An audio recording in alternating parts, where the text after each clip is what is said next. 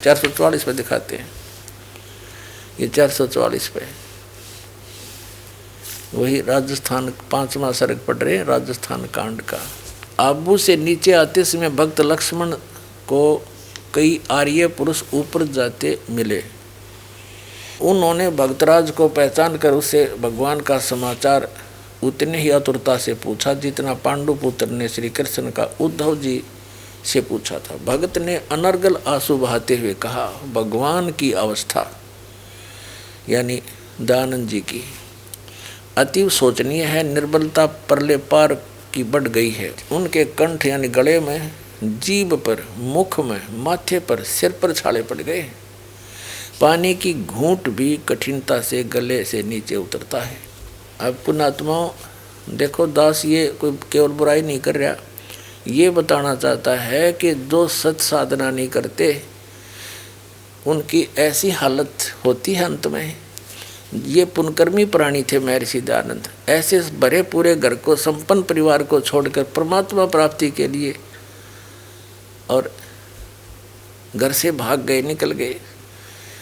और वहाँ इन 13 अज्ञानी गुरु करे जिनका कोई सिर पैर नहीं था ज्ञान का। उसी ज्ञान को आधार मानकर इन्होंने अपना जीवन नाश किया और सत्यार प्रकाश नामक पुस्तक लिख के लाखों को और डुबो गया। तो दास कहना चाहता है कि अब समझ लो, पीछे हुई सो हुई, इतनी सी बात। और कोई दास का उद्देश्य नहीं कि मैं इंसल्ट करना, ये तो आपके लिखी पढ़ रहा हूँ और सुना रहा हूँ। देखो क्या हालत तो ये बताइए, कोई भक्ति का फिर क्या लाभ हुआ इनको। गले में, जीभ पर, मुख में, माथे पर, सिर पर छाले पड़ गए हैं। पानी का घूंट भी कठिनता से गले से नीचे उतरता है।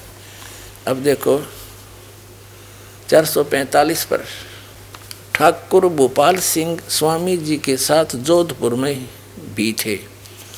आपने उनकी सेवा में रात दिन नहीं देखा। यद्यपि आप जिला अलीगढ़ के भूमिहार ठाकुरों में से एक प्रतिष्ठित ठाकुर थे, परंतु उन्होंने महाराज की उल्टियों को, वमनों को अपने हाथ से उठाकर दूर बाहर फेंका।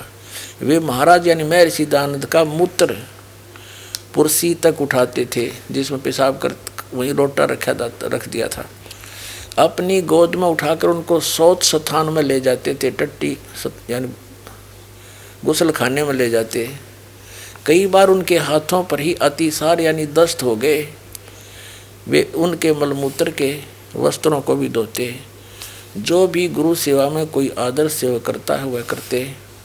ठाकुर महाशय ने की और रातों जाकर की। अब क्या है कि ऐसी दुर्दशा होगी सत्साधना ना करने से महर्षि दयानंद की।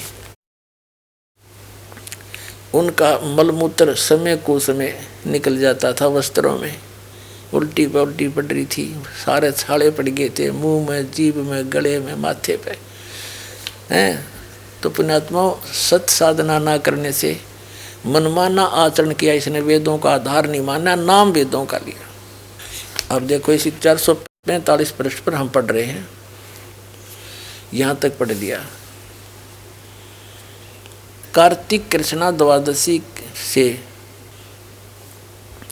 फिर डॉक्टर लक्ष्मण दास जी की औषधि आरंभ हुई। भक्त लक्ष्मण दास नियत समय पर दल बदल कर औषधि देते, पर आप भी अधिक समय वहाँ रहते, परंतु सभी प्रयत्न निष्फल हो जाते। कोई भी औषधि लगती नहीं थी। पल पल घिड़घड़ी और दिन दिन में महाराज रोग भीषण आकार होता चला गया। पल पल में घिड़घड़ी बन रही थी। और दवाई उसका भगत देव था, दवाई तो दयानंद का, और कोई आराम नहीं हुआ। अब 446 पृष्ठ पे, हे भगवान पुण्यात्माओं कहते हैं श्री मन महाराणा सज्जन सिंह ने उदयपुर से पांड्या मोहनलाल जी को पूज्य पाद की कुशल समाचार पूछने के लिए भेजा। पांडे जी ने जब आकर देखा, उनके फेफड़े काश श्वास से धोंकने की भांति धोंक रहे थे। खांसी थे फेफड़े। और अंतकालीन वेदना से उनका बदन व्यथित था। अब 446 पर नीचे आ गए हम। यहाँ देखते हैं कार्तिक कृष्णा 14 को महाराज के शरीर पर नाभि तक छाले पड़ गए। ओहो, सारे पेट पर भी आगे पड़ गए थे। उनका जी घबराता था, गला बैठ गया था। श्वास प्रवास के वेग से उनकी नस नस हिल जाती थी। सारी देह में आग सी लगी हुई थी, दाह सी लगी हुई थी। ओए होए होए। अब 400 का गणना पढ़ रहा, हम थोड़ा सा पढ़ लें, बाकी तुम पढ़ लियो ले कैसे जना जत। 451 पृष्ठ पर राजस्थान कांड हम पढ़ रहे हैं, श्रीमद दयानंद प्रकाश का। नीचे देखें, आरत भारत के भाग्य का भानु यानी सूर्य भगवान दयानंद, निराकार कहने वाले दयानंद को भगवान बोल रहे हैं।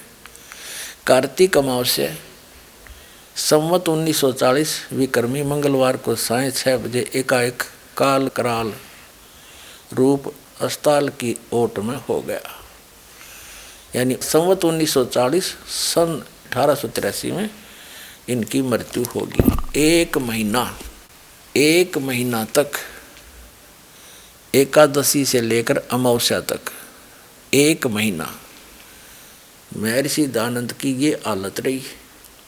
और ऐसे दुर्गति से यानी ऐसी बुरी दशा होकर मृत्यु हुई। कलेजा मुँह को आता हमारा भी।